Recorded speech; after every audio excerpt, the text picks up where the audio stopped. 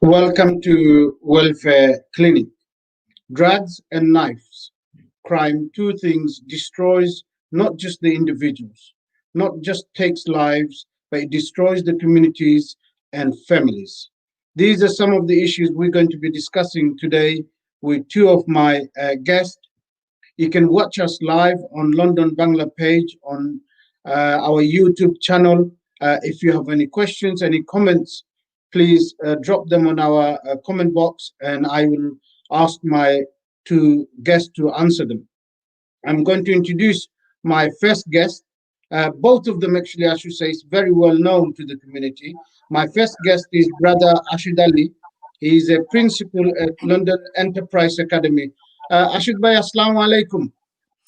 Assalamu alaikum. Oliur bhai, it's a pleasure to join you today at London Bangla. Thank you so much. And many people knows you, so I hope many people will interact and ask you questions as a head of a school. My next guest is none other than Syeda Choudhury, who is a community activist, TV personality. She's a fashion designer, among many things. Syeda, Babi, I should say, or Afa, welcome to the show.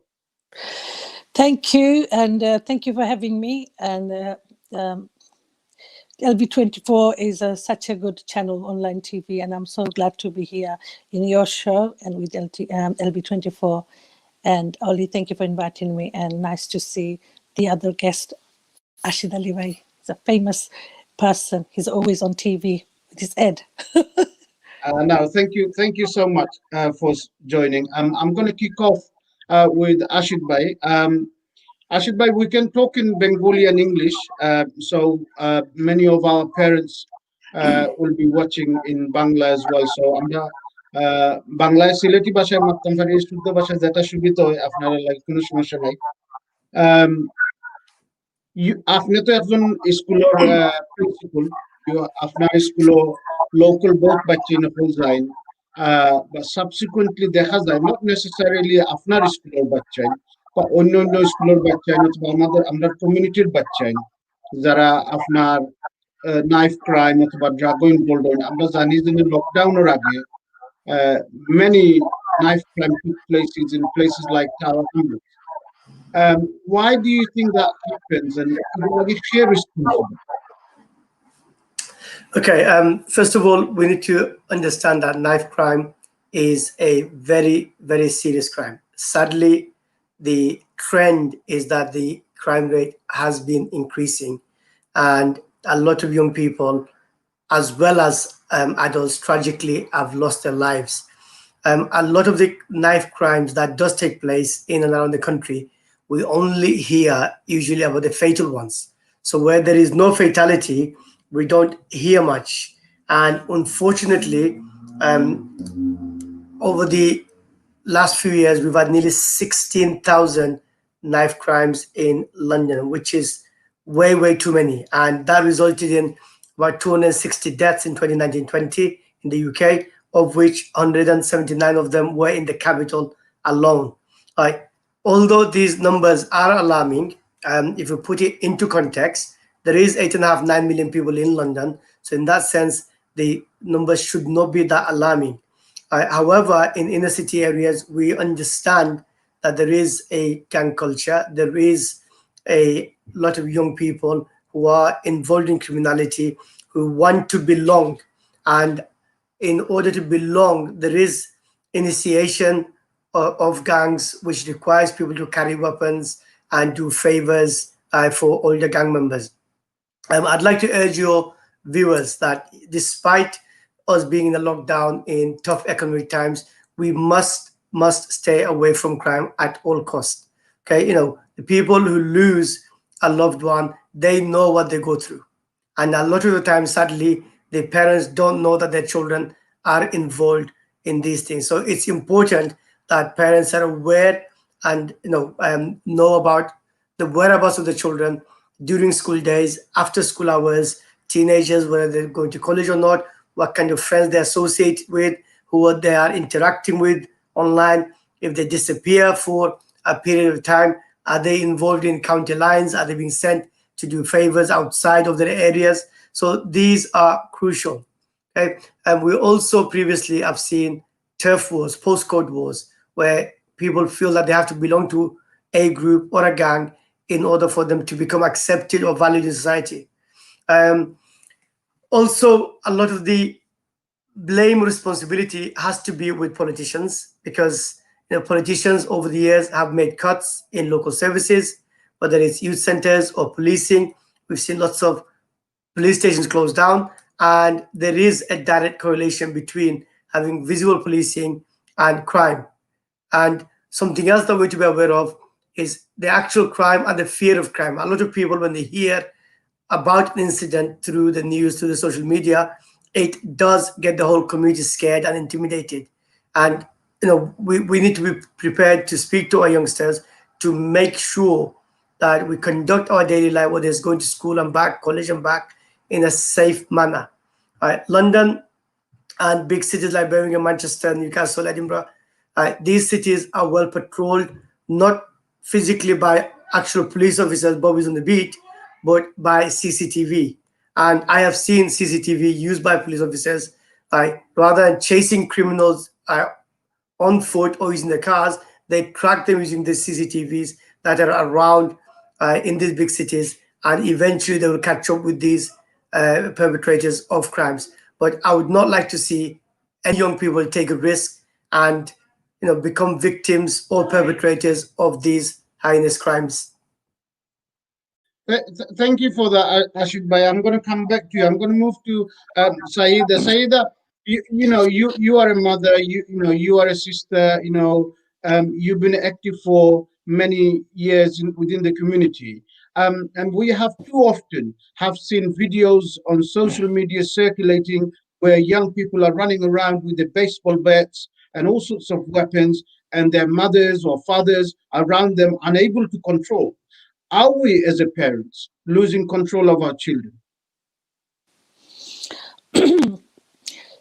As parents, whether we're losing over control over our children now or 50 years ago, I think we have seen. If you talk about Bangladeshis, I don't know what you're really aiming at. Are you aiming at one particular group? Oh, no, so if we take Bangladeshi, for example, given that Okay. we all three are from Bangladeshi community, Okay. in places like Tower Hamlets, large number of victims, unfortunately, has been from Bangladeshi background, and many lives have been lost. Lost, absolutely. We've seen lives been taken in Bow not very long ago, in where I live at the moment here, to like knife crimes. We're talking about parents and parenting and whether we are losing control over them. I think it's not something new that that we're going to we are seeing, and we have seen. We have seen different types of parenting throughout 20 years ago and now, and then like next 10 years probably. So I'm talking about, if I talk about back in the 80s, I was a youth worker when I was 16 myself. One of my job was one of my first job was as a youth worker, and that at that time parents, we are there were less of us. I mean, just to say another thing is, I used to work in Bow, Kingsley Hall, and Rahman was my colleague in 1986. I'm talking about. So I started my life as working with youth, as a youth worker, working with youth. And at that point, what we saw, the parents had less interest in the children's regular life, everyday life. And that's because of a lot of things, like language barrier, cultural barrier, the newcomer in this country. There's a huge list that why parents, I'm not saying all parents, but when the parents could not take care, we saw bad results. So I'm talking about that particular group. So at that time, there was one type of parenting, and they're losing the control because they had not much choice, because they had to earn money and do many other responsibilities that they're here for in this country. But then over the years, what we are seeing is a lot of other elements got attached to why youth are behaving like the way they're behaving like this, and why parents are not taking much care or giving them. See, the time and the responsibility and the phases with the different time, like the responsibility, all the other things like social media, everything came now. It took over, and we see parents are educated and parents are trying to take care of them, but there is a media, there's social media working in there. So we have so many different phases that we've been through, and we still have it now. Say that you say this, but আমরা জানি যে kitchen knife নিয়া গড় থেকে kitchen knife লইয়া গিয়া attack করা হয়। সো আমার ছেলে অথবা আমার মেয়ে যদি আমার কিচেন থেকে নাইফ লইয়া গিয়া অ্যাটাক করা হয়, who is responsible for that? Well, why would the child pick up the knife in the first place if there wasn't something going outside the house? So there is some sort of urge or some sort of something going on, a peer group pressure. They have godfathers nowadays.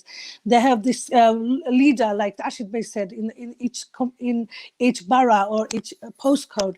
They have some sort of leader where they are asked to do those things.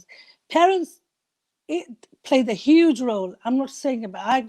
I've got children and they're big now, so they were young at some point, obviously 10 years ago, and I kept eye on them. Obviously, I mean, we are the people who are aware, some of us, and we are trying to make a difference. But not everyone is trying to make a difference in the community.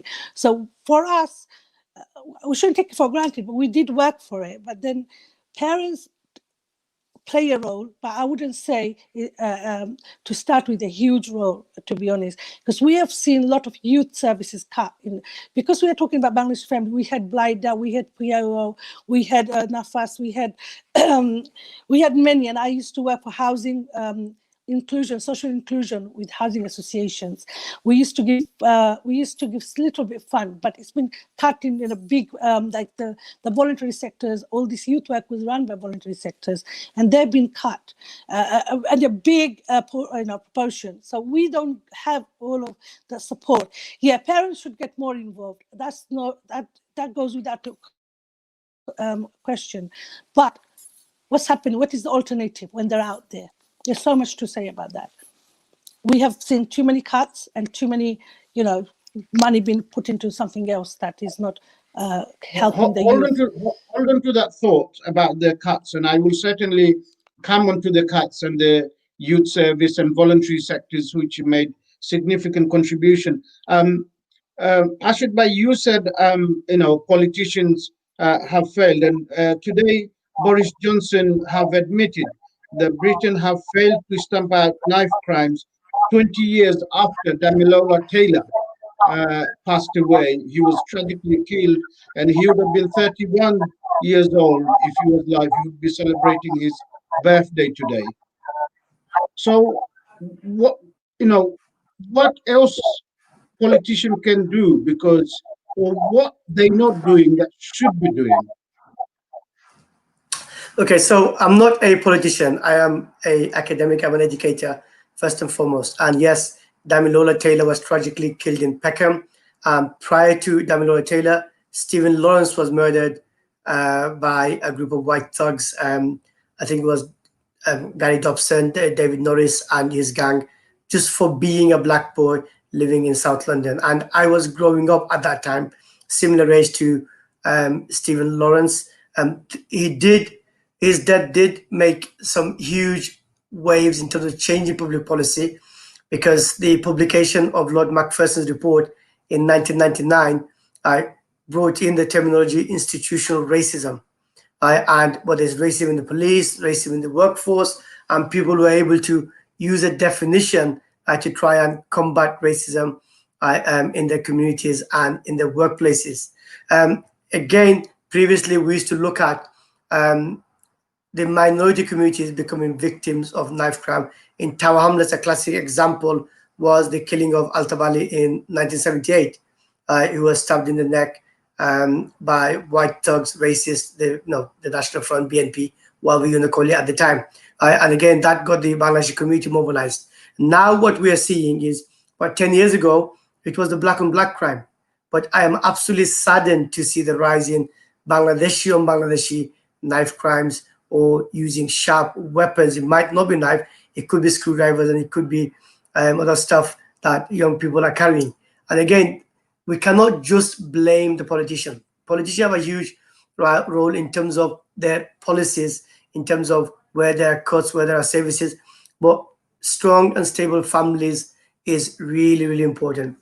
The role that community leaders, people who want to become leaders, people who want electoral positions at local levels or even national levels, as well as some of the community leaders who've got membership of various educational trusts, village trusts, you want to name them, they need to play an active role in making sure that our families, parents engage with the young people.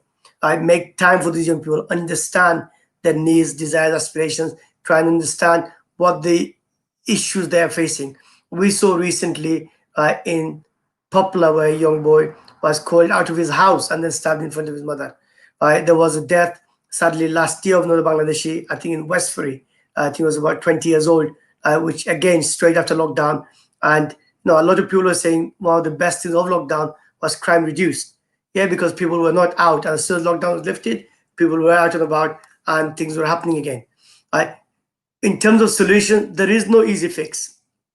I was a believer in terms of being tough on crime and tougher on the causes of crime.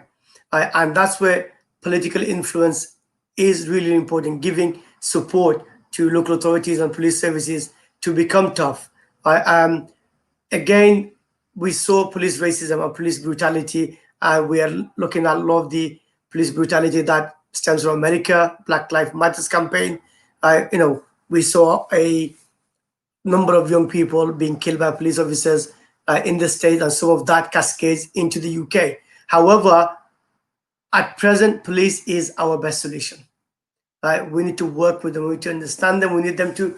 But Ashid bhai, we complain when we have too much stop and Of course. search by the police. We also complain about that. So the problem is in defense of the police, they have a very tough job to do. If they stop somebody, they get accused of racism and all sorts of stuff. If they don't stop somebody, somebody could tragically lose their life. So how do they go about trying to manage both? Getting the balance is very, very important. Local intelligence is important. We have to support the police. They don't get them all right. Some of them cases they will get wrong. Yes, we see the statistics. Black and minority young people are significantly likely to be stopped and searched. But if we are looking at inner city London, where we're looking at Tower Hamlets, Newham, Hackney, and areas like that, where a significant amount of the young people on the streets happens to be black and white, so black and Asian. And if crime is high, then sadly, the people who will be stopped and searched will be of that community, right? And what is also important that we need it's tough for families. Families should be able to go forward to the police and say, look, I am really worried about my son or daughter, right? I am really worried about what they might be carrying. They might be up to no good. That's tough because no family wants to criminalize their own children, but that phone call might save their child's life or stop them from being in harm's way. There are research available that knife doesn't protect people. Knife makes people puts them even at a higher risk. Only last year there was a 15-year-old schoolboy from Newham. I'm not gonna name the school, a black boy, and he was engaging on a social media conversation. Again, one of the harms of society for young people is social media. They should be kept away from social media. They should be engaged in having a child, growing up, doing the schoolwork, supporting the family. But that particular boy was engaged in a discussion. And somebody said to him, have you ever shanked anybody? And his response allegedly was, you will be my first. Right? Trying to act tough. And then a few days later, the other boy stabbed him on the bus in Stratford. And he died at the scene. So things like that can be prevented. And parents need to be aware of what their children get up to, who they engage with. Stop and search is not the perfect solution, but until we have a better solution, working with local community, we must support stop and search, and we must support, and again, police need some community awareness training where they can work with their community and be seen as supportive rather than working against the. My engagement with the police back in 2001 after the Oldham riots, we had a very um, difficult police chief at the time, who we thought as young people was actually partly responsible for adding fuel to the fire by leaking statistics to the newspapers, was creating scaremongering headlines. When that police chief was replaced by a new police commissioner in Oldham, superintendent, he would contact people like me and say, look, we need your help.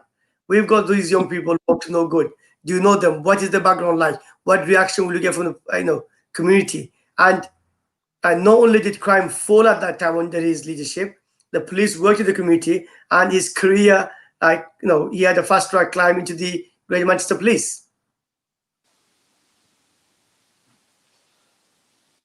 Ashid bhai, thank you for that. I just want to go to Syeda in terms of the leadership that you mentioned.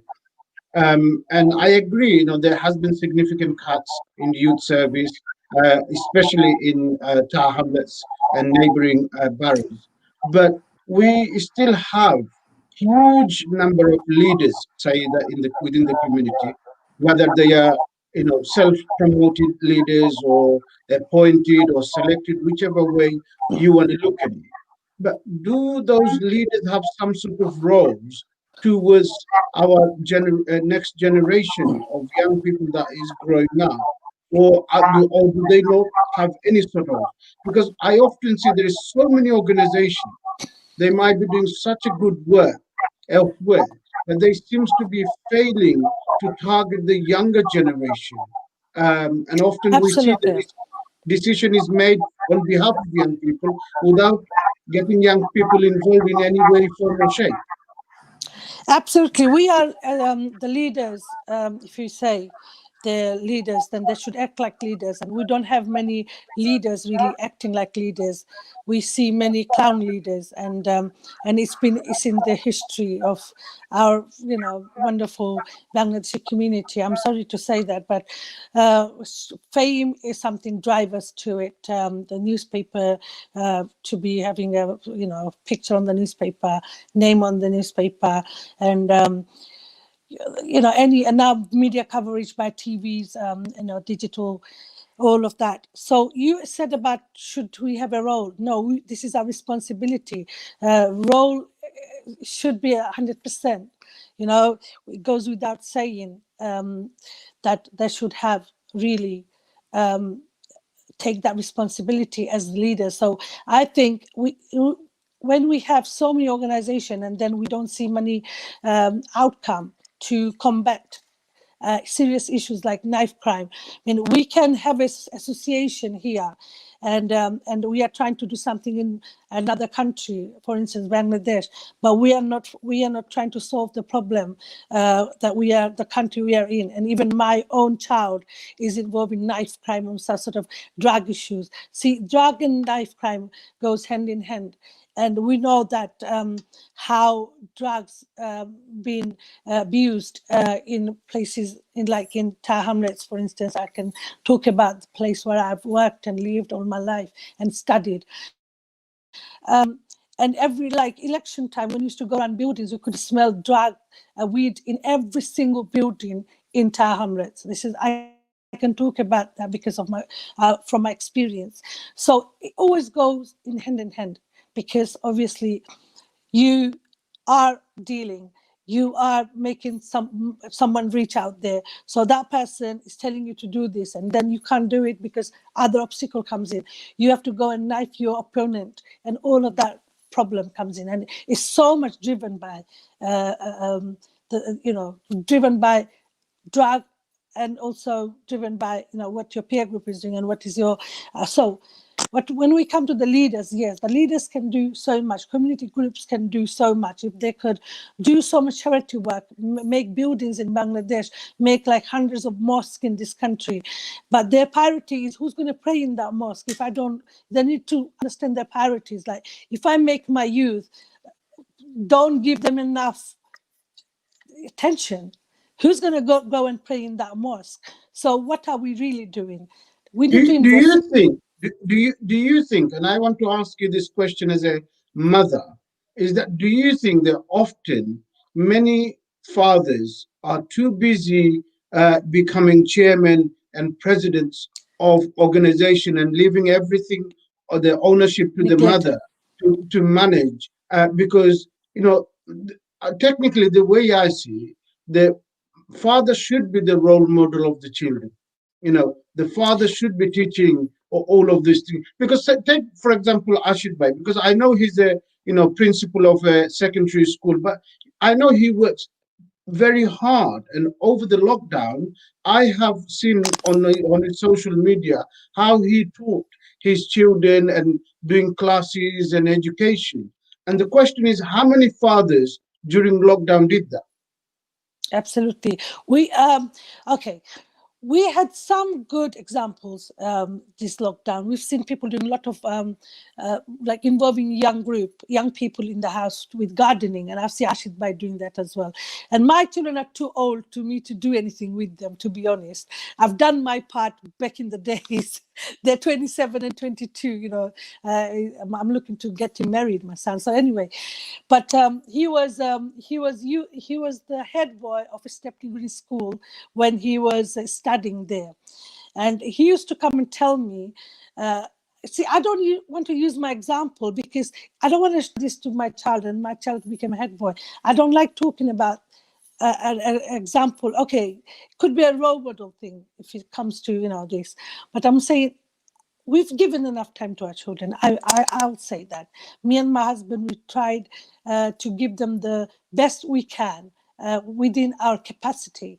So to become a head boy, you need some sort of understanding, some sort of articulate, like you should be an articulate person, and name it. He had a lot of qualities, and children come with qualities, and we have to just dig them out, find their potential. And so that's where we fail. So for my children, I can talk about how yes, we talked about other things all the time. How was your class? How did your exam go? How did that? Throughout, it felt like they were next to my skin, my children, and I still feel but my husband, both of us were there.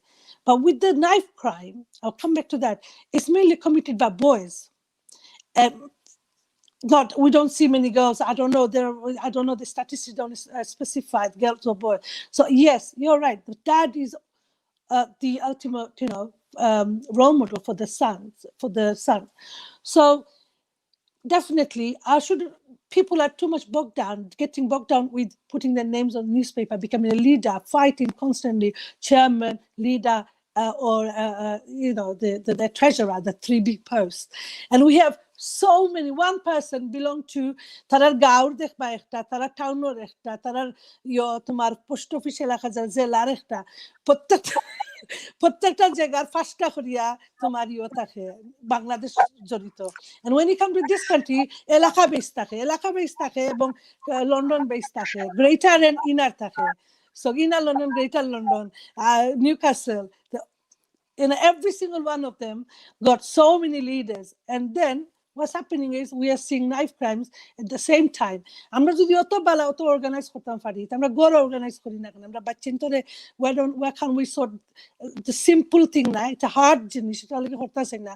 But you really have to invest in your children because they're the future of you, and you're the one who's going to get back, stabbed basically by No, what's happening. very, very well said, Saida. I think it's really, really important that parents do invest time in their children. And I think it's, the other thing is that how often do parents sit with their children, have a meal together, or ask question, how was their day, how was their education? Because I know many families, and I'm sure both of you knows many families that where the father goes out in the early in the morning, when he comes home, children are sleeping, he's sleeping in the morning, mother taking the children to schools, and then barely there is any conversation between children and the father, because either father working away or busy with his other stuff going on. So but we have to find, in that busy schedule, we must find the time for the children. Absolutely. I mean, I'm sure Ashid Bhai agree to that. Absolutely, we have to.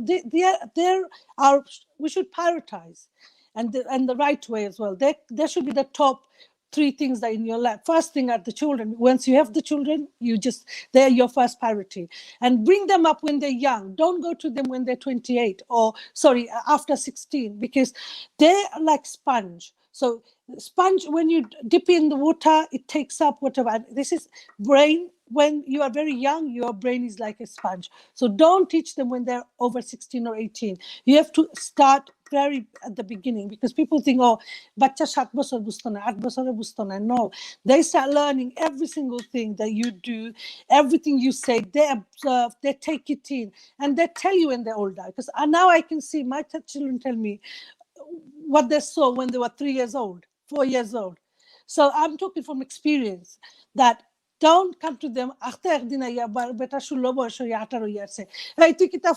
He's not going to connect to you because you've never been around with for him. So শুরু করতে হইবা very young বয়স। আর বাদে যদি দেখাশোনা করো না, my son is 27, আমি কি তার এখন জিজ্ঞাইতাম নি তুই কিতা করবে, like as in who are your friends or anything like that. You don't need it anymore. You need them when you need this, all of that, when the child is very young. After that, Ashid, let me stop you, Ashid Bhai. I want to give you opportunity because you are a father, and I'm sure you know many fathers. What is your opinion on what Syeda is saying? Right. In terms of getting to know your children, it's really, really important that you develop a very strong, close bond from a young age. Right? Because, like Syeda mentioned, when the children are older, they've already formed their own views on life, their own friendship groups, their own interests and hobbies. And, after the age of 17, 18, when they can drive, have their own cars, they don't need you that much. Yes. Right? Well, however, parenting doesn't end at 16, 17. But parenting continues because we, even in our 40s, we look forward to advice and guidance from our elders.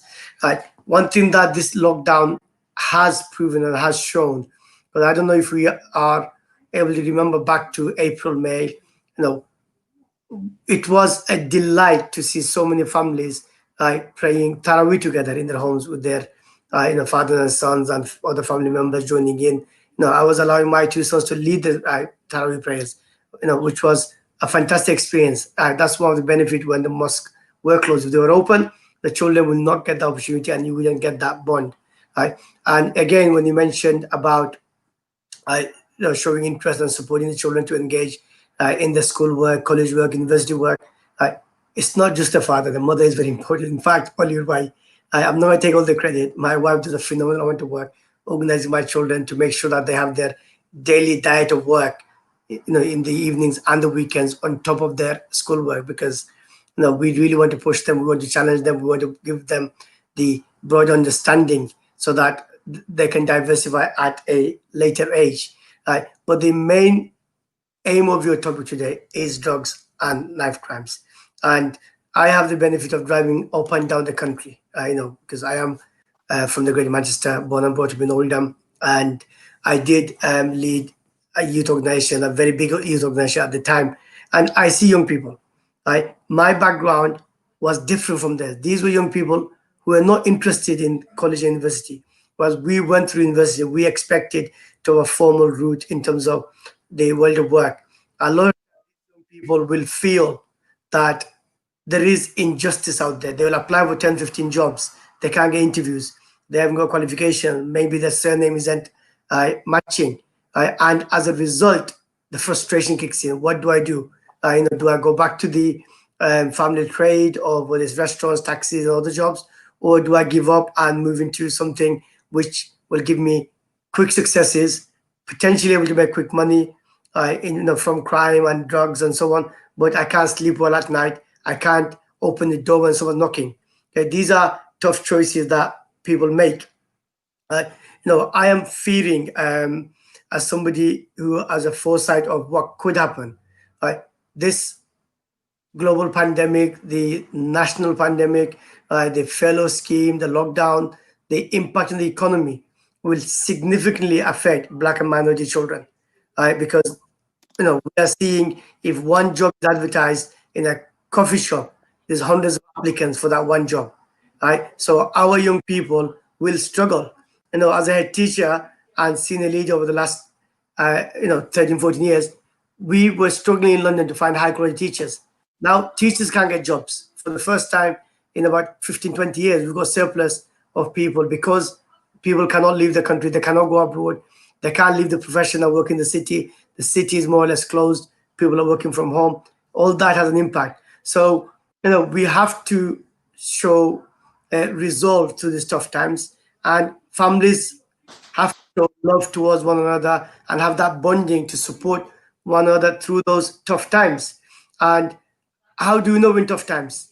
I was listening to an interview by one of the timeless MPs, Rushnara, yesterday on BBC, and she said 60% of the children in Tower Hamlets are growing up in poverty. There's now 32 food banks. It scared me because 6 years ago, when I was collecting food donations from our school, I think there was only one or two food banks in Tower Hamlets, right? And that shows the extent of poverty. Poverty can then lead young people into despair and desperation. And again, it's our job as adults, as parents, as educators, to give hope and belief to our young people and to keep them on the right path. And raising children is not the job of one parent. That's not just, the credit can't just go to the father or the mother. It needs both parents and extended family support to make sure that they develop as young people with strong family connections, strong social and moral values as well. Absolutely, Ashid Bhai, because I think it is responsibility of the Both parents. both parents, because I think we have to know where our children are, because I often used to say to, when back in the days I did the school visits, I used to say to the parents, if your child is out at 10 o'clock at night when they should be home, then you have to ask yourself why your child is out at 10 o'clock at night. It's not responsibility of the politician or the schools. But Ashid Bhai, I want to ask you something else before I go to Syeda. In terms of you mentioned about social media, and we know many young children have mobile phones. And as a head teacher of a school, as a principal of a school, how many parents do you think actually check those mobile phones, what's exactly going on in those mobiles apps? And there's so many different apps nowadays that young people can download, and there is all sorts of communication. For example, we know the WhatsApp. A lot of people will use WhatsApp, but there is an age restriction. If you're under 16, you shouldn't be using a WhatsApp. But we know many young people do use WhatsApp.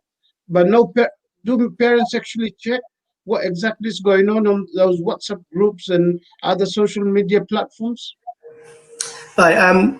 Sadly, we do have a high proportion of young people with mobile phones. I, Me personally, I am absolutely against children having smartphones. My boys are 15 and 16. Right? They don't own a mobile phone. They've got an iPad, they've got laptops, they don't own a mobile phone.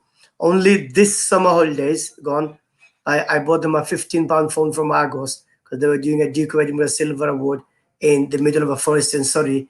And because of lockdown, they allowed us to, keep the children overnight in the hotel. So we had to find where our children were just in case they needed us. Here's a brick phone. The phone is no longer with them.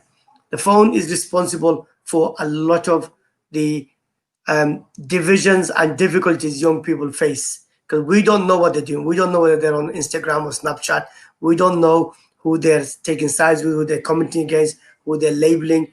Every school that I'm aware of, whenever children are involved in what we call cybercrime, crime related or offenses related to things online, messaging online, abusing people online, sending photos online, name calling online, they're all dealt by the police. So my advice to parents watching, whilst the children are young, right, get them to grow up in a responsible fashion that you are in charge of that family. You don't need a phone at the moment. You don't need these gadgets. I put some parental controls on the Wi-Fi. Now the children don't have an income source, so they cannot afford data. No, you are in charge of the house. You pay the bills. If the child doesn't go to bed by 9:30, switch off the internet. Be in charge. Don't turn around and say, I need to watch my satellite TV. Then if I switch the internet, I lose connection. You need to be brave enough to restore those controls in your house. Negotiate with the child. Make them understand the lives that they are leading. And again, through those communication and regular input. And Syeda mentioned earlier on, do you sit down with the children to have a conversation? Do you watch what they're doing? Do you take interest in their lives when they're young? Do you celebrate their achievement? One of the assemblies that I do regularly, my experience, of us, as a first, second generation Bangladeshi, is our parents, their lifestyle has been earn whatever you can, send somewhere back to your families, build a nice house, and they haven't taken huge interest. Unless the child graduates with a good degree, we don't celebrate the small steps. It's important that we celebrate the small steps. It's important that we engage the certificates that they get from schools, the karate club, the medal from the football league that they might play at under 16s, under 14, under 12, and so on, right? And be part of the child's life. Take them to those sporting activities. Take them to those ceremonies. Take them, right? In a safe environment where they can meet their families, their friendship group and peer groups. And in that way, you'll develop a stronger bond with the child. And at an older age, if they feel that they've got difficulties, they can speak to you. One of the things that we see, and I'm going to stereotype, the communities in Tower Hamlets, because I grew up in Oldham, which is the third largest Bangladeshi community, predominantly from Sylhet. But we not only do not make time for our children, we say to them, go away, go to your mom, go to your dad. I haven't got time for you. I'm too busy for this. We don't show that interest. And then when the child's in trouble, you don't know why they're in trouble. And as a They result, don't tell you. respect. Yeah.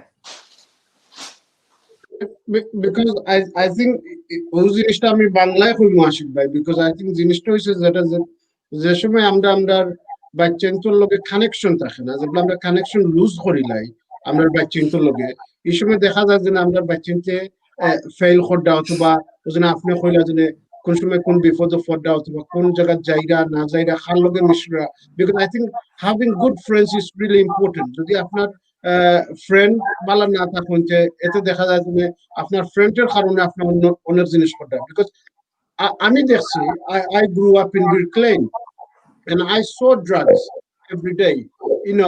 The Birklane was once upon a time red light district area.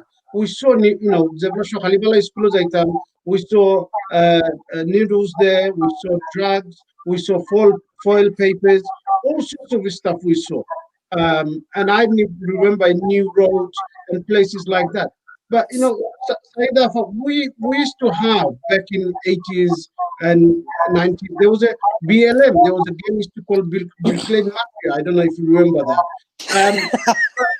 Yes. And there was gangs, and there was always drugs. There was no doubt about it, because I used to see in New Road and stuff, empty flats where people will go in and smoke, then come out. Okay, but there was no knives, and this knife trend seems to be something more recent. The young people feel they are tough if they have a knife on them. They are like it's a manlyhood kind of thing. From my experience, when I was 19, a friend of mine, he was 17. I found a knife in his pocket. I took that out and chucked it in the river. And I said, why? First he took it out and I said, why have you got a knife? He goes, my dad said, this is a protection. And that was when I was 19, that was in 1989, 90. Just giving my age away now. So he had a knife. And there's a random boy that I used to see live run away. So, and it was I think I was so scared to see that knife. And that was in as I said, a long time ago. So we don't know what secretly goes in people's houses. I was always brave. I didn't care, like if I put my hand in his pocket and find this. I would put my hand in his pocket, and I did kind of that. I did that, took that out, because I could see that he was fiddling with a knife. So I don't know. This is just one case, a random case. And I took it out of his pocket and I chucked it in the river because I was next to a river, Olive Dogs area. So whether they used that to kill anybody at that time, that I think that was less of that then. And now is that time was for protection because we had BNP, British National Party. The first Derek Beacon became councillor in Olive Dogs area, and we still live there, and we still do. My parents are still there. My brother is there. My brother nearly got killed by about 40 men. He got chased by 92 by 40 white men and young boys, older boys, I mean. At that time, he was chased because he was Bengali and he was Asian, and, I love dogs. Derek Beacon got elected. We are just the first Bengali in that building. So many other issues. So what I say now, knife has become more easy to get hold of, and people are utilizing it in the wrong way. And I've seen obviously less, but also don't forget, in numbers we are increasing. So as drug was always there, but we saw less of it because it was less of us. More people are densely populated, the area is, we're going to see more of everything. It's the ratio-wise, this is what the case is. Obviously, there's more drug now and more crime and knife crime now, that's for sure. And I totally agree of, like you said about social media, the WhatsApp group. Also for Facebook, you have to be 13 or 14 to have a Facebook account. People open when they're 8 years old. So there is nobody, because nobody's going to find them. Come and say, look, you have to pay £10,000 fine if I find your child is, have got Facebook when their child is under 13 years old. Through Facebook, through even like a lot of things the parents they need to scan, like school has the scanning system of what gets streamed through their internet. So actually I can say that better. But I know because my husband is a teacher and they always keep eye on the children, what they watches and what sort of things get passed on to the media in the school. Whereas parents, I wouldn't say, because when we were growing up, my mom wasn't literate with, English. She knew how to read a little bit. She knew English just to get by, but she wasn't educated in this country. We are parents now. I don't think we have an excuse anymore that, oh, I can't, look after. I don't know what goes on in my children's life, because we are aware. We grew up here. We are like fourth generation. Maybe I'm probably third generation, but according to the statistics, we are like the fourth generation, and we cannot use the excuse now saying, oh, we don't know the language, or we don't know what our son gets up to. It's just because we are ignorant. We are not taking much care or giving much time. We are just being selfish, I would say, and just care about what we really want to do to us. We're getting some comments on our pages, and obviously a sister wrote a very long statement, which is very difficult to read. Actually, so it's a very long thing. But I think in nutshell, she's saying the children are very vulnerable. Parents are very busy with the routine, day-to-day duties, and at times probably they get attracted to, because of the vulnerability, they get active. Now, someone else commented in terms of domestic violence and all of those, and poverty. I think all of those do play a part. Ashid Bhai mentioned earlier about the poverty, and Tower Hamlets is one of the poorest borough in the country. And, people are living in extreme overcrowding, housing. There is no space in the house. Young people do go out. And I think when they go out, they do end up mixing with the wrong kind of crowd. Your friend will say, have a little puff of cigarettes, or a spliff or something like that. And that's how kind of it starts, because it starts with things like that. And it can deteriorate quite quickly and quite rapidly.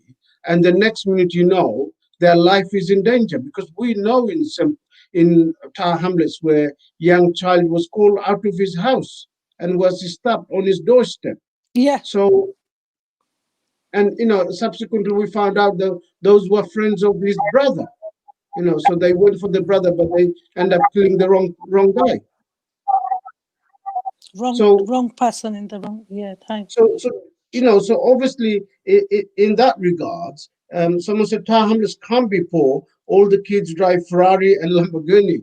So and I think that's another thing, because obviously if your child is buying a car Yeah, or iPhone 12 or things like that, which is very expensive, and they're not working, where are they getting the money from? Nobody's asking those questions.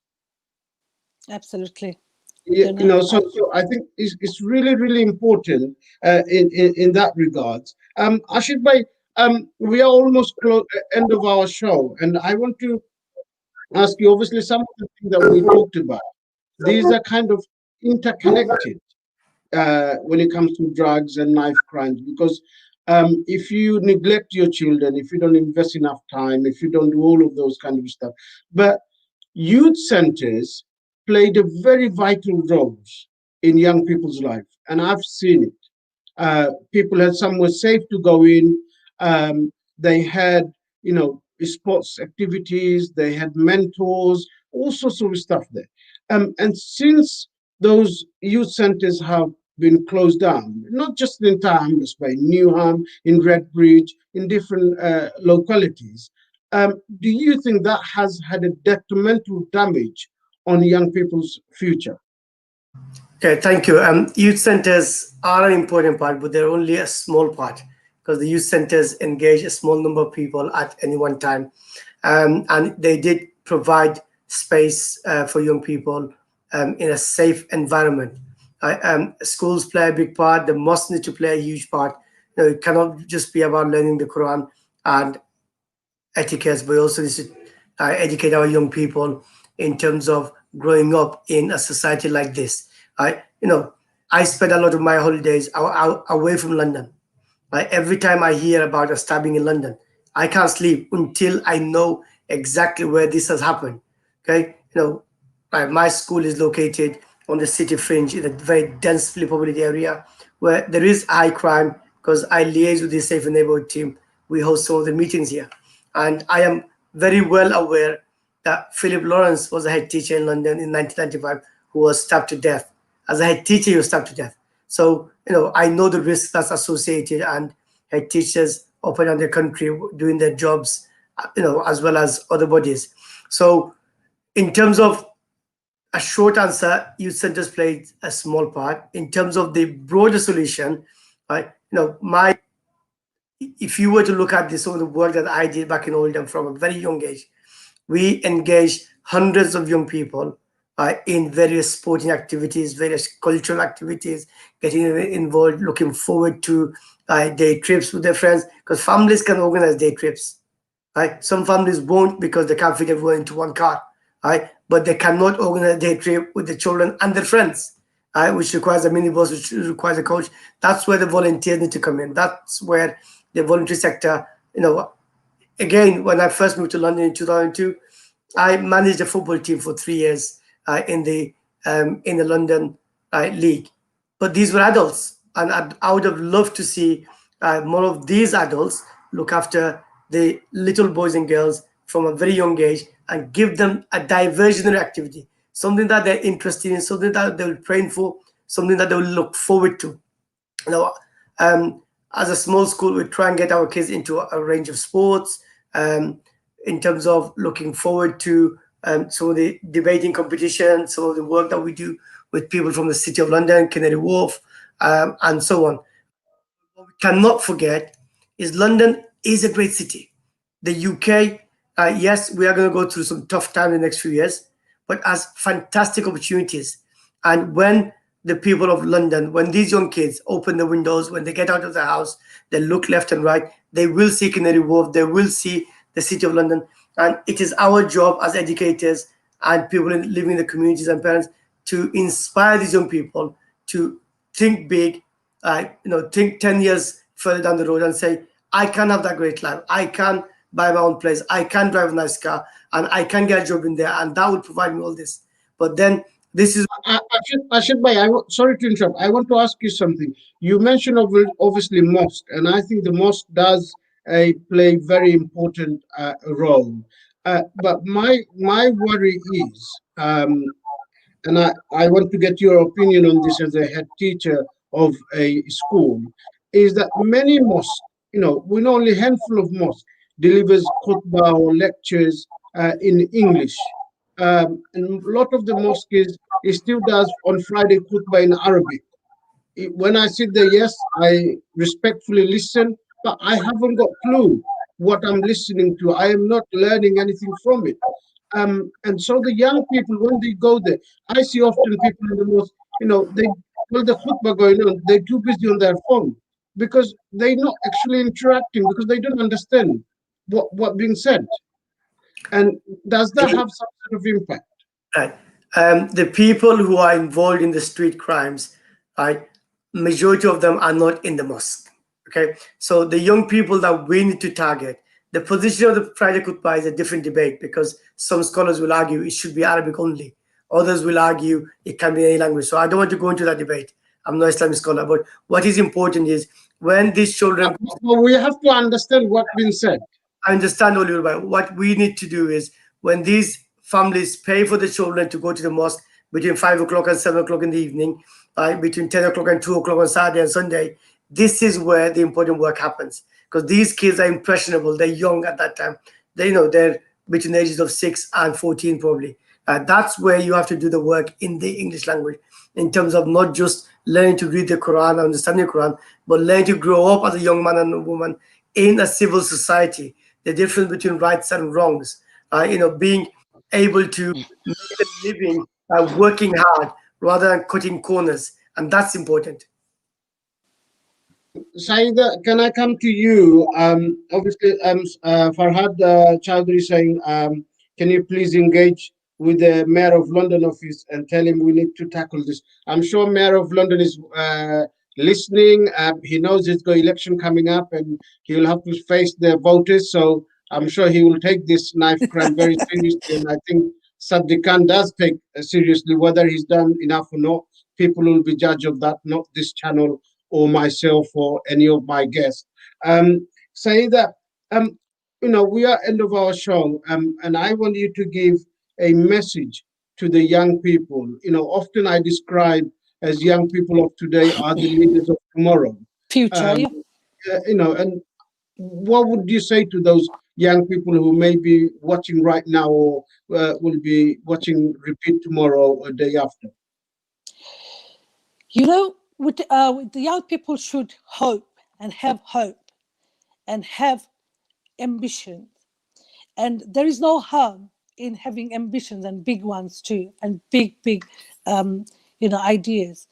And then people should be encouraged. So I won't say our community is failing because we see constant attainment in education, a higher attainment. And we see they're doing really well, coming out of like 10 GCSEs, A double stars. So we have to celebrate that as well. But we are doing well, but there is a minority group which matters a lot because it's serious, because it's knife crime and drug. Now, I've worked in Shurma Close, Selby Street, and I personally caught few boys, even called the police and handed them over to the police, because I used to face it every day, and I used to work with also the red light area with the prostitution in the night, and so I saw Bengali boys hands-on work, and we did take them off the street and put them in the place where they should really be, either in the mosque, in the rehabilitation center. So what I can say is we should create more role models and be the role model yourself, because that will give you a future, not listening to a crime, somebody who committed a crime, or get persuaded by a friend who's carrying a knife. That's not the future. Future is brighter than that, very bright indeed. So do look after yourself and get mix up with the very inspirational people, and have hope, have a lot of inspiration, and have a lot of ambitions, and and get help from your parents, your schools. When you ask for help, young people, you will get help. If you have to ask for it, and you know how to ask for it. play on the phone every day, all day, many hours. Do look for good stuff. And I'm talking in the very minimal level. You have a phone, take that phone, use that phone to do something good. Don't get carried away with uh, all the bad stuff that coming through your phone or your friends. Thank you so much. And all I can say is keep well and just respect your parents, respect your religion and your culture and other people's culture. And also, you have to learn your culture to respect other people's culture too. So do stay tuned with all that you belong to. Thank you. Thank you, Syeda. Said, Ashid, by your final comments, please. Okay, this is drugs and knife crime is a very, very important subject matter for young people, all communities at the moment. Too many people have suffered. I was fortunate enough to meet Baroness Doreen Lawrence back in 2001 when I was speaking at the UN conference in South Africa, right? And the question that I could pose at the time, I didn't, because I made reference to her son in my speech, and she came over to speak to me, and I know what she would do. She would rather give up the word Baroness in front of her name and have her son back every Mm. single day. Right? She spent since 1993 campaigning, broke her marriage, broke her family. It did not bring her son back. It gave her a political voice. Right? I would not want to see any other mothers or fathers go through this difficulty and live with losing a young person who has a huge future ahead of them because they didn't take care, take time, or show interest in their children. Now, behavior is learned. Children don't grow up with the idea of I'm going to become a gangster, I'm going to join gangs, I'm going to go into crime. Behavior is learned. There are lots of young, successful people emerging in our communities, and it's really important that we get these young professionals to mentor our teenagers and direct their energies into the right channel. Thank you so much, Ashid Bhai and Saida, for joining me today and sharing your valuable contribution and knowledge with our viewers. I really appreciate your time. Thank you so much for having me. And it'll be Thank 24. you. Thank you to all our viewers for joining us this evening. Sorry we couldn't read out all the comments. During the debate, we mentioned and discussed about many issues, especially related to drugs and knife crimes. But in the process, we also talked about community leaders. It was not the intention of this channel or my guest or me to attack anybody. And if any had cause, then we do sincerely apologize. However, we must work collectively to tackle drugs and knife crimes. One life lost, that is one life too many. And we cannot afford to see after this pandemic, when the life gets back to normality, the knife crime and drugs is on rise again. And therefore, this channel will take initiative to work with anybody from any background who wants to genuinely prevent knife crimes and drugs taking place within our community. I hope it was useful, and we will continue, and this channel will continue to campaign against knife crimes and drugs. Until next time, do take care, stay safe.